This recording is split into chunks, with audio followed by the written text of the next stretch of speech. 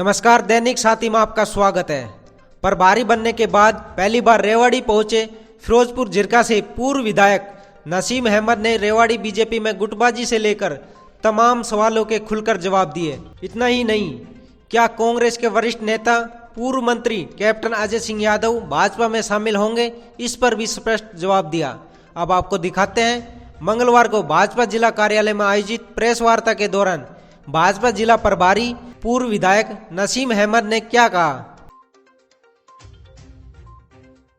जनता party के कार्यालय रेवाड़ी पर पदाधिकारियों की बैठक हुई, जिसमें सभी कार्यकर्ताओं को गांव चलो अभियान की जिम्मेदारी और आने वाले चुनाव के लिए तैयार रहने के लिए सबको ये कहना कि भाई अपने आप को तैयार रखें, चुनाव कभी भी जो है घोषणा हो सकती है। और भारतीय जनता पार्टी का कार्यकर्ता कभी भी चुनाव के लिए तैयार रहता है, तो सभी कार्यकर्ता बड़े मनोबल से जोश के साथ इस चीज़ को लेकर के तैयार है कि कभी भी चुनाव होगा भारतीय जनता पार्टी को भारी मत से जिताएंगे और एक एक गांव में जाकर के गांव चलो अभियान को सफल बनाएंगे। उसके अलावा पार्टी की जो नीतियां हैं, जो आदरणीय नरेंद्र मोदी जी की जो पॉलिसीज़ हैं, जो पूरे हिंदुस्तान में उन्होंने लागू कर रखी हैं, आदरणीय मनोहर लाल जी खट्टर जी ने जो हरियाणा प्रदेश में पिछले 9 सालों में विकास कार्य कराए, चाहे युवाओं को रोज़गार की बात हो, चाहे महिलाओं को सुरक्षा की बात हो, चाहे बेटी बचाओ बेटी पढ़ाओ अभियान हो, और बहुत से हमारे जो बुजुर्गों को जो पेंशन मिल रही है, किसानों को जो है सम्मान निधि मिल रही है, उस तरीके से जो हमारी जो पॉलिसीज़ हैं जो भारतीय जनता पार्टी की और सरकार की, वो गाँव में जाकर के बताएं और आने वाले लोकसभा चुनाव के लिए गाँव में जाकर के अभी से अपने आप को तैयार रखें। पूरा क्या प्लान? देखिए, अब ये हम नहीं कह रहे, विपक्ष के जो नेता हैं, आदरणीय कांग्रेस के जो विपक्ष के नेता हैं, वो खुद अपनी जबान से कह रहे हैं कि 400 पार भारतीय जनता पार्टी जीत रही है। अब जनता है, हम अपनी जबान से हमने 400 पार का नहीं कहा, हमने निश्चित तौर पे ये कहा है कि हम भारतीय जनता पार्टी की सरकार बनाएंगे। और पूरे हिंदुस्तान में जिस तरीके से माहौल है, वो लग रहा है कि 400 पार तो होगा ही, लेकिन हम कोई दावा नहीं कर रहे, लेकिन सरकार बनाने का हमें पूरा विश्वास है कि सरकार हम बनाएंगे और मजबूती के साथ हिंदुस्तान में तीसरी बार आदरणीय नरेंद्र मोदी जी सरकार में रहेंगे, प्रधानमंत्री बनेंगे। अहमद साहब प्रभारी बनने के बाद पहली बार रेवाड़ी आना हुआ है मेंटेन करने के लिए। भारतीय जनता पार्टी का ये कल्चर नहीं है कि इसमें गुटबाजी हो, ये कांग्रेस का और दूसरे दलों का सिस्टम है कि वहाँ पर गुटबाजी या होता है। भारतीय जनता पार्टी में एक सीधा सा सिस्टम है, जो कार्यकर्ता होगा और भारतीय जनता पार्टी के शीर्ष नेतृत्व को ये लगेगा कि ये काम करने वाला है, पार्टी के लिए समर्पित है, लोगों के लिए काम करने वाला है, उसको पार्टी चुनाव में लड़ाती है। और आपने पिछले दिनों देखा भी होगा कि इस तरीके से बड़ी बड़ी जो हमारे ओहदे हैं सरकार के, चाहे मुख्यमंत्री का पद हो, चाहे मंत्री का पद हो, वो भी एक आम से कार्यकर्ता के लिए भी भारतीय जनता पार्टी में जगह है। और इसीलिए भारतीय जनता पार्टी दूसरे दलों से अलग है कि इसमें एक कार्यकर्ता की वैल्यू है और कोई दावा नहीं ठोक सकता कि मेरा टिकट पक्का है या मैं टिकट का मुझे पूरा विश्वास है।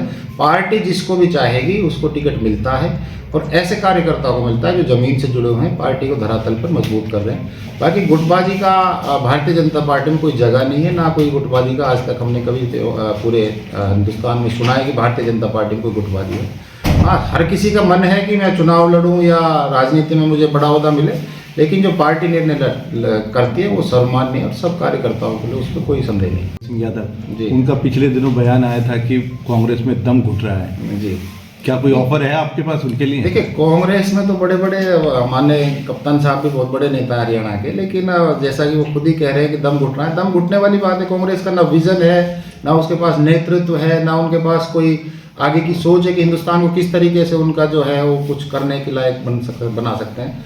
तो बड़े बड़े नेता भी और बहुत से ऐसे नेता हैं जिनका दम घुट रहा है। हो सकता है बहुत जल्दी बहुत से लोग और भी पार्टी को, हमारी भारतीय जनता पार्टी को ज्वाइन करेंगे। मैं ये नहीं कहता कि कोई भी कार्यकर्ता चाहे आता है तो पार्टी में उसका मान सम्मान होता है, लेकिन बड़े नेता बहुत आने वाले हैं और भारतीय जनता पार्टी को बड़ा समंदर है, गहरा है, इसमें जो है सबके लिए बहुत जगह है। कुछ एक दो नाम अगर बता जाएं तो? नहीं, नाम तो आपके सामने आ जाएंगे निश्चित तौर पर। आप लोगों को बलगैर बताए तो कोई आने वाला नहीं है, और जब भी आएंगे तो निश्चित तौर पर आप लोगों को बिल्कुल बताए जाएंगे और डंके की चोट पे बताए जाएंगे, उसमें कोई छुपी हुई कोई बात नहीं है। और भारतीय जनता पार्टी में एक कार्यकर्ता के तौर पर हर व्यक्ति चाहता है कि मैं भारतीय जनता पार्टी ज्वाइन करूं, क्योंकि भारतीय जनता पार्टी ने हिंदुस्तान को एक ऐसा माहौल दिया है जिसमें हर आदमी अपने आप को ये फील करने लग गया कि मैं आज सुरक्षित हूँ, मेरे देश में कुछ हो रहा है। भ्रष्टाचार, नौकरियों में जो पहले कालाबाजारी होती थी, उस चीज़ से किस तरीके से आज हमारे बच्चों को रोजगार मिल रहा है बगैर किसी खर्ची के, बगैर किसी पर्ची के, जहाँ पहले बड़े लोगों के बच्चे नौकरियाँ लगते थे।